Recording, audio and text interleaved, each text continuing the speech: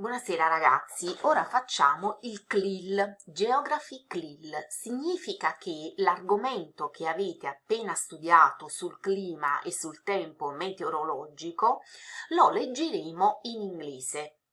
Ripeto, lo leggerete soltanto, ok? Listen and read. The mixture of temperature, hot, cold air, humidity, rain, snow, fog, clouds and atmospheric pressure, winds, makes the climate. Svolgete poi da soli il secondo esercizio che è facilissimo. Look and match. Number 3. Listen and match. What factors influence the climate? Number 1.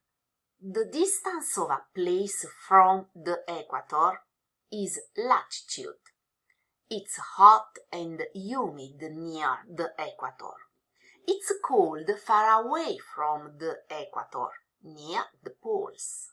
The altitude. Number 2. Or matches above sea level. It is cold on high mountains. It is warm or hot near sea level. Number 3. The weather conditions. For example, the exposure to hot, cold winds, the exposure to the sun or rain.